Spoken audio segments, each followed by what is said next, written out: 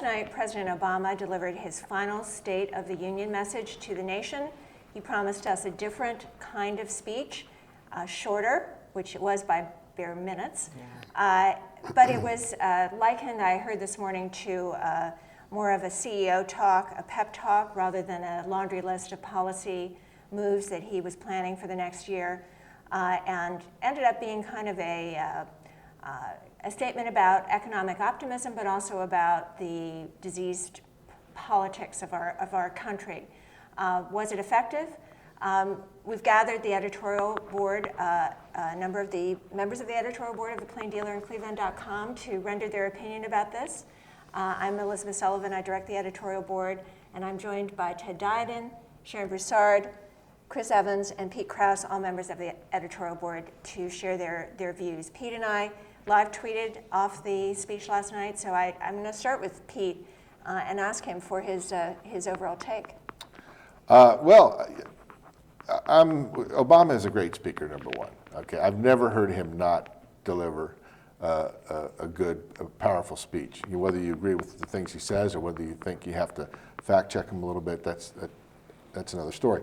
I thought he did a really good job. People were raving about it. I don't know if it was necessarily a great speech, but he did go back and cited a lot of the achievements over his time in office, and he looked towards the future. He did talk about, and I think one of the big things was he presented a different way of looking at the world than we have been hearing a lot of lately, especially with the Republican primary. You know, he talked about being more welcoming, understanding, being less impulsive in the way we deal with our foreign policy, things like that. He drew some direct comparisons with some of the Republican candidates, even though he didn't mention them by name. He championed some of his legacy achievements, Obamacare, for one. It was a very good speech. I don't know if it's going to be memorable, but it was. It was a pep talk. It was. Yeah, and the country needs a pep talk, but the country needs to kind of be talked down off the edge a little bit, I think is what. Yeah, we're so long. That's an interesting perspective. I mean, what did you think, Sharon, about that? I thought he hit squarely at the politics of fear by saying that, a group of people with, a bunch of trucks and some guns and, some scary notions and shooting up Paris and places like that are not going to destabilize the greatest country in the world. And we need to get a grip on ourselves, figure out how to fight this group, but not go around demonizing Muslims and other immigrants because we're terrorized, which is what terrorists do to people. Right. Now, on the other hand, some of the unease, I think, among the population and the reasons that sort of outsiders like Donald Trump are gaining, ground is that people feel that sort of the underpinnings of the greatness of America are being threatened. And he didn't really talk about some of those fiscal issues, the fact that we're spending more than we generate, and also just that the economic uncertainty that has engendered. Ted, did you have some thoughts about that?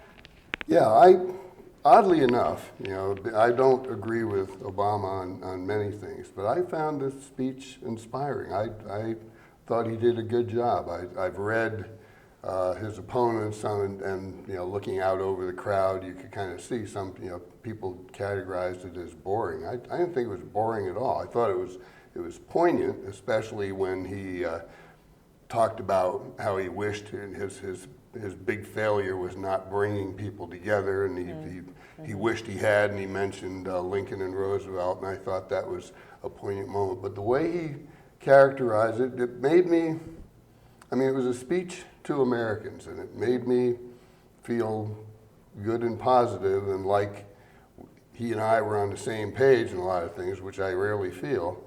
His way of accomplishing the things that he said is where I differ with him. I thought especially he talked tough about the armed forces and the military might of the country, and I don't think he's handled that well at all, but it was his stage, and he got a shot at Osama bin Laden there, and the one thing I was grateful for, he spared us the shtick that a lot of presidents have done where he'll say, and I love the military, and sitting over there is Major whatever his name is, and you know, and he didn't even mention the empty seat next to Michelle, which I thought was For the gun violence. yeah, and that, you know, they had to explain it to us, but he didn't. He spared us that, and I think I liked his message and his inspirational approach to it. Don't agree with it at how he wants to get there, but I didn't. I was proud of him as our president, actually. One thing, though, that I noticed is because I had a draft copy of the speech, so I was able to do word counts. He mentioned Iraq only once, Afghanistan only once.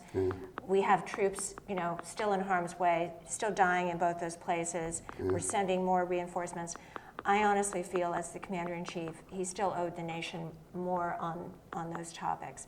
But one mentioned gun control, not Yeah, at all, or not the at all. violence in our cities, Yeah, not at all, not or at all. hardly at all. So, Yeah. Although it's just there's by Go ahead. influence. But he also, I mean, two things that struck me. I mean, he talked about the need for criminal justice reform, which I think is important, and he also mentioned the heroin epidemic. So those are two social issues and that affect a large part of the population, and I was impressed by that he would use that stage to talk about the need to do that. Now, there was a new face behind him instead of John Boehner. It was Paul Ryan, and Pete had an amusing tweet about that last night. You want to talk about your take? Well, on Ryan? this was his first time sitting behind the president, and that's got to be kind of a tough thing because the camera is constantly on you, Yeah. and you've got nothing to do but sit there. So what do? Do you fidget? Do you I laugh? want him do to you, go like this. Do you look down? Could he have been the first speaker to Start tweet taking notes. or play with his cell phone or whatever? Or as Chris remarked, he could have done one of these. Right, But I just said I that. read somewhere that he was sending tweets Well, out. That's what I Betsy saw that. mentioned. I got an email in the middle of the speech purporting to come from him. But I think he looked, to me, he looked a little too disapproving. It's almost like he practiced how he was going to look, because he never acknowledged. I don't think he ever clapped once. Maybe he applauded for the once. cancer project that I think maybe. No, that, I don't even think. Maybe. But and the that one I remember was Obama's comment about the way you pray and the way what you look like, and I think he joined in. Yeah, but it's kind of it's a little ridiculous, and they both do it. That they just refuse to acknowledge any progress or anything from the other side in that environment. But anyway, Ryan was just kind of like this the whole time, and I said, he's got to work on his look. He's hardly moved a muscle, and all of a sudden he went like this. And I said, whoopsie, he scratched his face. Right. But He I talked to read Biden. somebody say he Yeah. looked like And he he did swallowed talk a to lemon. Biden. Yeah. yeah, I mean, he's kind of had that little bit, kind of a little smug bit of little smile on his disdain, face. yeah. Well, that does raise. I mean, we were taking comments on our tweeting last night, and one of the commenters said, why is the State of the Union so political? Where you have people, I don't know whether they intermingled this time, which they were trying to do, but people essentially on, the two camps, and recently the speaker seeming to feel it necessary to show, if not disapproval, then disavowal of what's kind of going on before. I mean, why do we have a State of the Union that's so partisan? And Has it always been that way? Has it always been that not, partisan? clearly over the years, the State of the Union was, at one time just a more utilitarian kind of, here are a couple of things I'm thinking about doing. Yeah. Right. So I it's read become a I political thought- set piece. I read that Jimmy Carter didn't give, he wrote all four of his. I hadn't remembered that or realized it. The only one I remember where that was nonpartisan and everybody sort of seemed to be pulling together was George W. Bush's right after 9/11. And I Yeah. remember the whole body applauding, the applause signs, and there was a little bit of disagreement then, but it was still in that, that We'd have been attacked. glow of we're all in this All together. right. Yeah. That's the only one I can remember. And I want to say that right now it's just become a spectacle. it's a time for, if you're a Republican and there's a Democrat, if you're a Democrat and there's a Republican president, to stand up or sit down or frown or whatever, and to show the people at home, even though this president from another party, I disagree with him on everything, and you're going to be able to see me sitting at home, with my arms crossed or fiddling with my phone or talking to my neighbor or just looking blankly ahead, and you'll know that I'm not in his or her camp. Yeah. Well, his camp so far. But, yeah. One interesting thing I heard somebody say last night was that both Obama's address and Nikki Haley's Republican response were both directed at Trump. Yeah, right. I heard Well, someone and say get that rid too. of this guy, And that was true. I mean, I That think was the, she that was yeah. the nonpartisan I think feel she of did it. carve out Well, this whole thing where she said, "Hey, The you angry- know, what you was have it, to the treat angriest immigrants voice? The fairly." angriest voices, and immediately, as soon as I heard that, I tweeted out. I think she just referenced Trump. And after all, I mean, she was the establishment's spokesperson Right, last I night. think that's what, Yeah. it was clear that she was picked for that purpose. Now, she got very high marks. I heard people this morning speculating a vice presidential President, right, contender. yeah. What do we Unless think it's about? Trump, Yeah. Oh, I hate liked it her- when- I liked her. I liked her response. I hate it when you say I hate when people say the way they did Jindal last time when he gave the speech and they thought he was horrible. Oh well, he can't possibly be the next vice president. Vice presidential candidate. It's totally ridiculous to me. I mean, I don't Well- know. She seemed fine enough, but I would need to know so much more. And about I did her a little than, research can about give her, a and good she, speech? one of the things that she will be known for is, after the Charleston church shooting Right. last year, Yes. Right. she led the charge to She pull the did. Confederate flag Right. out of the Capitol, and she got a lot of points for that. Yeah. She is a second-term governor.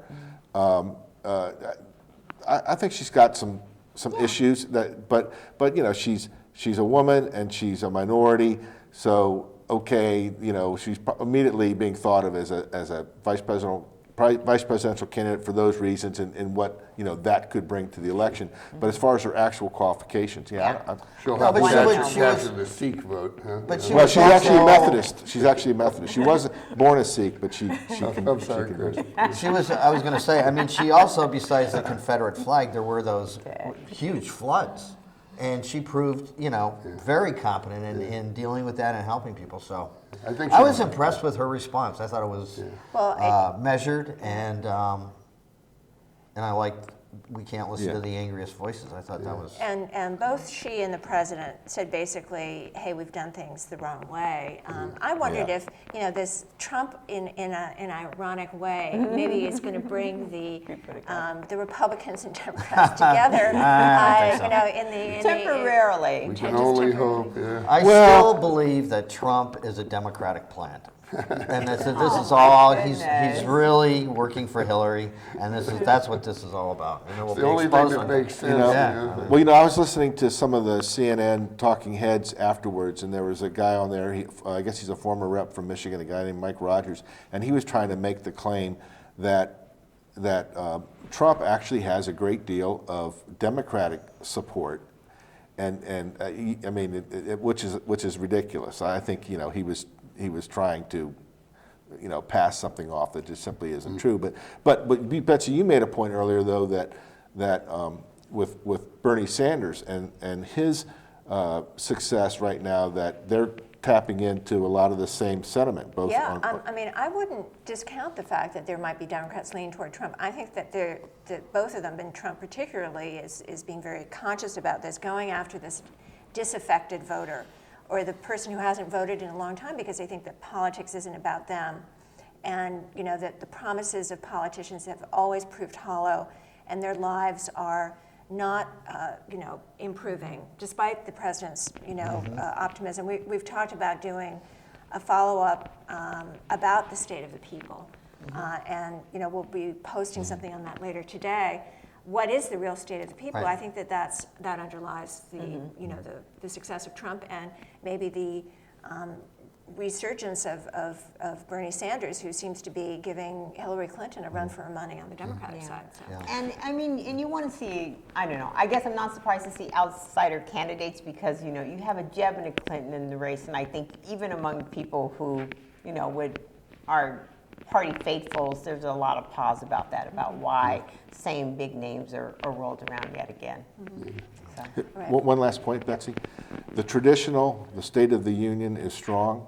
Yeah. Were the last words of the speech. I've never known that to happen. Usually they come in the first Right. few minutes, Right. and Obama saved it for the very end, which Yeah. was interesting. But I want to say that was after he did that whole roll call of all various Americans struggling with their issues. I thought that was almost soaring at that. Oh, And he did was not rising. want He was to like a preacher at that He did not point, want the to way be he was- interrupted yeah. by applause. I know he just kind of Yeah. wanted to get all these images right. out and plenty. No, he knows how to of speak. Yeah, It was actually each beautiful. each word was an applause line. He I- wouldn't let I- that happen. yeah, I Also, appreciate if he that, had yeah. stopped, he wouldn't have met his pledge to keep the speech shorter than the. That's than right. What were the previous last one. words? You know how every president basically includes the words, "The State of the Union is strong," or "The State of the Union is very strong." It's just kind of a tradition. Yeah. And he didn't do it until the very Oh, okay. end of the speech, and almost always it comes very, very early in the speech. But he All wanted right. to roll out maybe the evidence for all that and then Yeah, conclude. no, I thought it was interesting. Yeah. Well, what is your opinion? Is the State of the Union strong? What is the state of the people? We would like to hear from you in the comments on this post, and we'll see you next week. Thanks.